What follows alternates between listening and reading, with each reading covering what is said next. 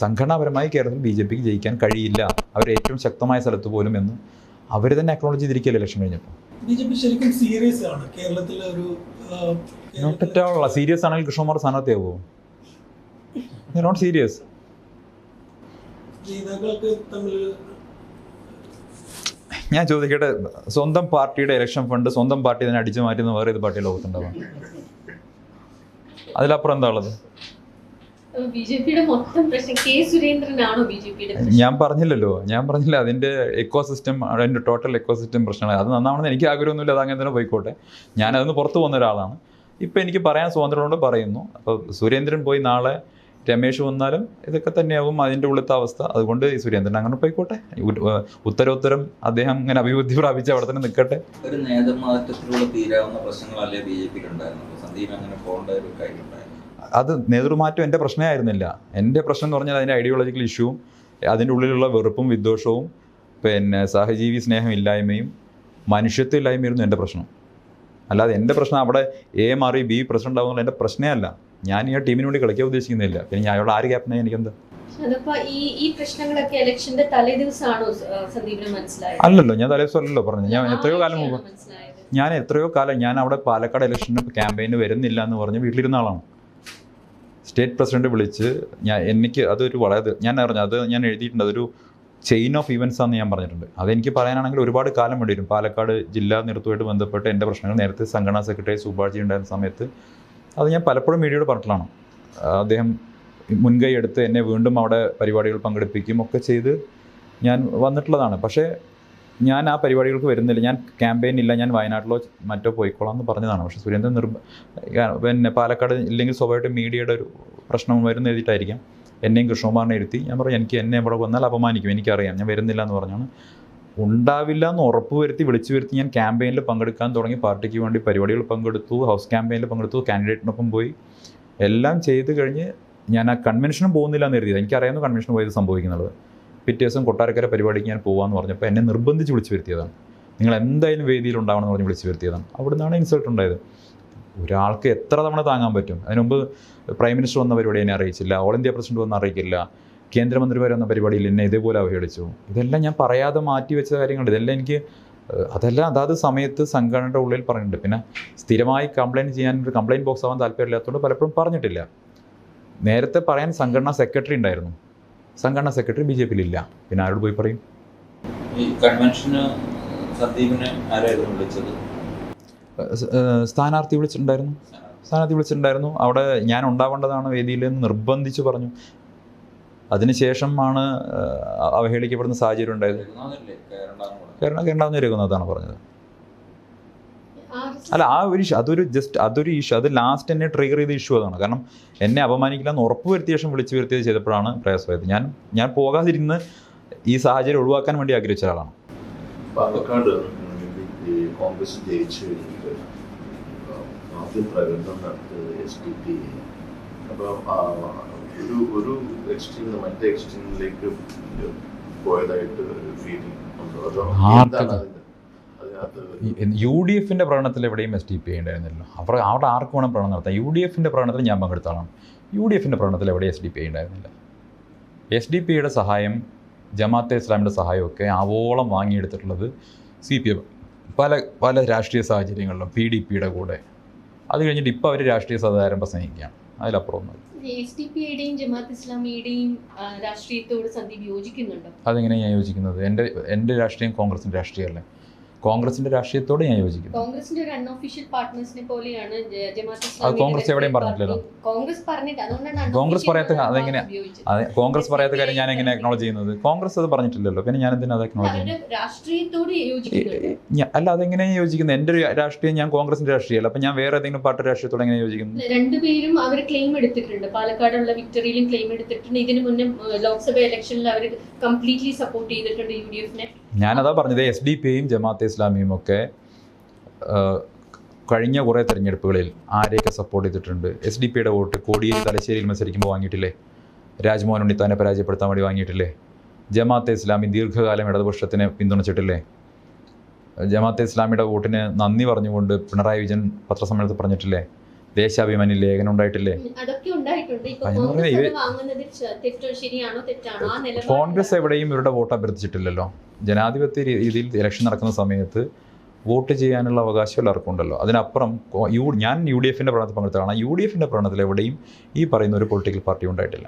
രാഹുൽ മാങ്കൂട്ടത്തിൽ ഇവരുടെ ഓഫീസിൽ പോവുകയും വോട്ട് അഭ്യർത്ഥിക്കുകയും ചെയ്തിട്ടുണ്ടല്ലോ. അതിന്റെ ഫോട്ടോസ് നമ്മളൊക്കെ ഞാൻ ഷൊർണൂർ ഇലക്ഷൻ മത്സരിക്കുന്ന സമയത്ത് CPM ഓഫീസിൽ പോയിട്ട് വോട്ട് അഭ്യർത്ഥിച്ചു. അതിൻ്റെ അർത്ഥം ഞാൻ CPM ആയിട്ട് രാഷ്ട്രീയ സഖ്യം ഉണ്ടെന്നാണ്. അതിനുള്ള മനുഷ്യരുടെ വോട്ട് അഭ്യർത്ഥിച്ചിട്ടുണ്ട്. അതിന്റെ വീഡിയോ ഞാൻ കാണിച്ചു തരാം. സന്ദീപിന് SDPIയുടെ വോട്ട് അഭ്യർത്ഥിക്കുന്നതിനും ഈ ഇലക്ഷന്റെ സമയത്ത് വോട്ടുള്ള എല്ലാവരുടെയും വോട്ട് അഭ്യർത്ഥിക്കും.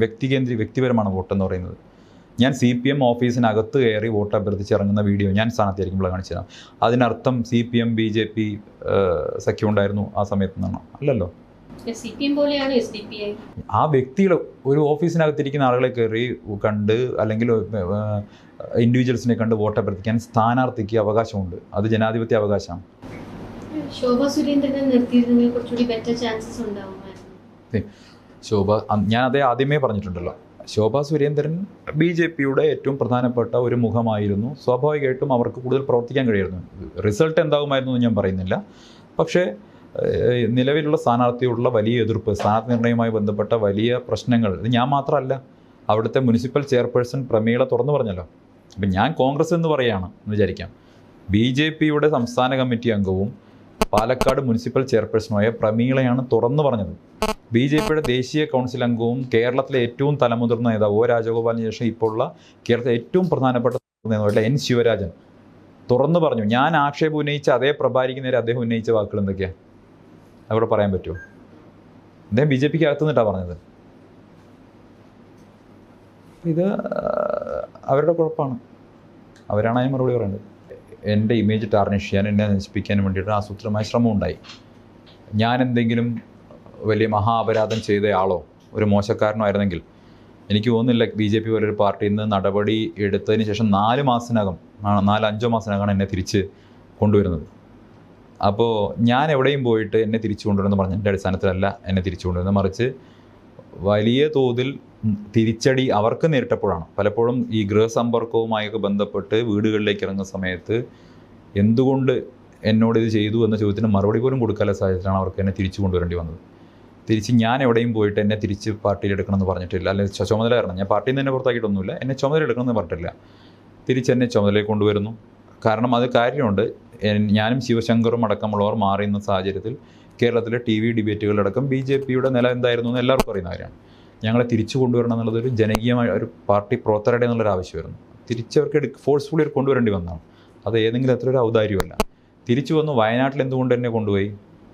ഒന്ന്, വയനാട്ടിൽ അദ്ദേഹം തന്നെ പറഞ്ഞിട്ടുള്ള കാര്യമാണ്. വയനാട്ടിൽ ആദ്യം എൻ്റെ പേരാണ് കൊടുത്തിരുന്നത്. സ്ഥാനാർത്ഥി ലിസ്റ്റിൽ ഇവിടുന്ന് അയച്ച പേരിൽ എൻ്റെ പേരുണ്ടായിരുന്നു എന്ന് അദ്ദേഹം തന്നെ പറഞ്ഞിട്ടുള്ള കാര്യമാണ്. സംസ്ഥാന പ്രസിഡന്റ് മത്സരിക്കട്ടെ എന്ന് കേന്ദ്ര നേതൃത്വം വെച്ചു. നമുക്കൊരു വിഷമവുമില്ല, അദ്ദേഹം മത്സരിക്കട്ടെ, ആപ്റ്റായ കാൻഡിഡേറ്റാണ്. അദ്ദേഹമാണ് എന്നെ വിളിക്കുന്നത്.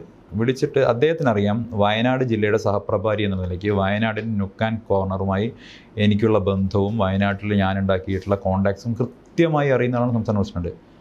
എന്നെ പ്രചരണത്തിന് ചുമതലയേൽപ്പിക്കുന്നു. നിങ്ങൾക്ക് അറിയാം, അവിടെ ചരിത്രത്തിലെ ഏറ്റവും വലിയ വോട്ട് BJPക്ക് കിട്ടി. അതെൻ്റെ മാത്രം എടുക്കല്ല, ഞാൻ എന്നാൽ കഴിയുന്ന പൊളിറ്റിക്കൽ ക്യാമ്പയിന് എന്നാൽ കഴിയുന്ന രീതിയിൽ അവിടെ നന്ദി ചെയ്തിട്ടുണ്ട്. അവിടെ ആദിവാസി ഊരുകളിൽ അടക്കം കാൽനടയായി പോയിക്കൊണ്ട് നടന്ന് 100 കണക്കിന് പൊതുയോഗങ്ങളും കുടുംബയോഗങ്ങളും അറ്റൻഡ് ചെയ്ത് അവിടുത്തെ പത്രസമ്മേളനങ്ങൾ നടത്തി. സുരേന്ദ്രൻ പറഞ്ഞ സ്റ്റേറ്റ്മെൻറ്റുകൾ കാരണം ഉണ്ടായ വിവാദങ്ങളിൽ മാധ്യമങ്ങളിൽ പോയി അദ്ദേഹത്തെ ഡിഫെൻഡ് ചെയ്ത് ഒക്കെ ഞാൻ പ്രവർത്തിച്ചിട്ടുണ്ട്. അത് എൻ്റെ കഴിവിന് കിട്ടിയിട്ടുള്ള അംഗീകാരമാണ്. ഏതെങ്കിലും ഔദാര്യമല്ലേ? എന്നാൽ എനിക്ക് വരം വേറെ ആളെ കൊണ്ടുപോയി കൂടെ? ഇപ്പോൾ MT രമേശ് നേതൃത്വം കൊടുത്ത ഇലക്ഷന് കിട്ടിയ വോട്ട് എത്രയാണ്? ഇപ്പോൾ ജനറൽ സെക്രട്ടറി MT രമേശായിരുന്നു പറയുന്നത്. അവിടുത്തെ പൊളിറ്റിക്കൽ ക്യാമ്പയിന് ഞാൻ അത് കുറ്റം പറയുകയല്ല, പക്ഷേ ഞാൻ എന്നാൽ കഴിയുന്ന രീതിയിൽ നന്നായിട്ട് അവിടെ വർക്ക് ചെയ്തിട്ടുണ്ട്. അത് എൻ്റെ കഴിവിന് കിട്ടിയ അംഗീകാരമാണ്. അത് ഏതെങ്കിലും ഒരു ഔദാര്യമായിട്ടൊന്നും അദ്ദേഹം പറയേണ്ടതില്ല. ഞാൻ പറയുന്നതൊക്കെ പറഞ്ഞു കഴിഞ്ഞാൽ ഇനിയിപ്പം വീണ്ടും പറയേണ്ട കാര്യം കോൺഗ്രസിന്റെ നിലപാട് എന്താണ്, അതാണ് അതിൽ ഞാൻ പറഞ്ഞല്ലോ. ഞാൻ BJPയിലാണ് പ്രവർത്തിച്ചിട്ടുള്ളത്. അറ്റ് ദ സെയിം ടൈം ഒരു RSS സ്വയം സേവനം എന്നുള്ള നിലയ്ക്ക് ഞാൻ ശാഖയിൽ പോയിട്ടുണ്ട്, പരിപാടി പോയി. ഞാൻ അതിൻ്റെ ക്യാമ്പുകളൊന്നും പങ്കെടുത്ത ആളല്ല. ഞാൻ മുന്നോട്ട് വെച്ചിട്ടുള്ള, അല്ലെങ്കിൽ ഞാൻ അന്നത്തെ കാലത്ത് മുന്നോട്ട് വെച്ചിട്ടുള്ള അവരുടേതായിട്ടുള്ള നിലപാടുകൾ, ആർഗ്യുമെൻറ്റുകൾ അതിലെൻ്റെ പ്രയാസം ഞാൻ പറഞ്ഞിട്ടുണ്ട്. പക്ഷെ അല്ല, ഞാൻ പുറത്തു വന്ന് പറഞ്ഞല്ലോ. അതിനുള്ളിൽ നിന്നിട്ട് എങ്ങനെയാണ് പറയുന്നത്? അതിൻ്റെ ഉള്ളിൽ നിന്ന് പറയാൻ പറ്റില്ലല്ലോ. അതൊരു കേഡർ സംവിധാനമുള്ള സംഘടനയല്ലേ. അതിനുള്ളിൽ നിന്ന് പറയാൻ സ്പേസും ഇല്ലല്ലോ. പലരും ചോദിക്കുന്നുണ്ട് നിങ്ങൾക്ക് സംഘടനയുടെ ഉള്ളിൽ നിന്ന് പൂരിതമായിരുന്നില്ല എന്ന് ചോദിക്കുന്നുണ്ട്. ഞാൻ ക്ലിയർ ആയിട്ട് പറഞ്ഞു, ഞാൻ BJP ഉണ്ടായിട്ടുള്ളത്, ഞാൻ RSP. അപ്പോൾ അതുകൊണ്ട് തന്നെ ആ ചോദ്യത്തിന് പ്രസക്തിയില്ല. ഞാൻ BJPക്ക് അകത്തുനിന്ന് കൊണ്ട് അങ്ങനെ പറയാൻ സ്പേസ് ഇല്ല. BJPയിലകത്ത് അത്തരത്തിൽ ഇപ്പോൾ ഞാൻ നേരത്തെ പറഞ്ഞില്ല, ഇന്നലെ നടന്ന ശില്പശാല കാര്യം പറഞ്ഞല്ലോ. സംഭവിക്കുന്നത് പലരും പറയാനുണ്ട് നിങ്ങൾക്ക് പാർട്ടിക്കുള്ളിൽ പറഞ്ഞൂടെ. രാവിലെ 9 മണിക്ക് ചേരേണ്ട പരിപാടി സംസ്ഥാന ഭാരയോഗം ഒരു 11 മണിയാകുമ്പോൾ ചായ കുടിച്ച് തുടങ്ങും, ചായയും വടയും തുടങ്ങും. 2 നേതാക്കന്മാരെ പ്രസംഗങ്ങളുണ്ടാവും ഒരു മണി വരെ. അത് നിങ്ങളെ സ്റ്റേറ്റ് പ്രസിഡൻ്റിൻ്റെ പ്രസംഗം ഒരു അരമണിക്കൂർ കവർ ചെയ്യാൻ മീഡിയനെ സമ്മതിക്കും, മീഡിയ പുറത്താക്കും. അത് കഴിഞ്ഞ് ഒരു മണി വരെ ഇവർ 2 പേര് പ്രസംഗം. ഉച്ചയ്ക്ക് 1 മണിക്ക് ഭക്ഷണം കഴിഞ്ഞ് 2 മണിക്ക് വീണ്ടും കൂടും. 4 മണി വരെ എവിടെയെങ്കിലും കോപ്പി പേസ്റ്റ് ചെയ്ത് കൊണ്ടുവന്ന 2 പ്രമേയങ്ങൾ വായിക്കും. ഒരു തരത്തിലുള്ള ചർച്ചയുണ്ടാവില്ല. 4 മണിക്ക് ട്രെയിനിന് സമയമായിട്ടുണ്ടാവും, എല്ലാവരും പിരിയും. ഇതിലപ്പുറം ഒന്നും BJP നടക്കുന്നില്ല. നമ്മൾ വിചാരിക്കും അവിടെ എന്തോ വലിയ സംഭവങ്ങളൊക്കെ നടക്കുന്നു, ഭയങ്കര ബ്രെയിനൊക്കെ ഉപയോഗിച്ചുകൊണ്ട് വലിയ സംഭവം ഒന്നും അതിൻ്റെ ഉള്ളിൽ നടക്കാറില്ല. പുറമേ നിന്ന് എവിടുന്നോ ഡിസൈൻ ചെയ്ത് കൊണ്ടുവന്ന കുറേ കാര്യങ്ങൾ അടിച്ചേൽപ്പിക്കും, അത് എഴുതിയെടുക്കും, പോവും. ഇതിലപ്പുറം ഒന്നും നടക്കുന്നില്ല.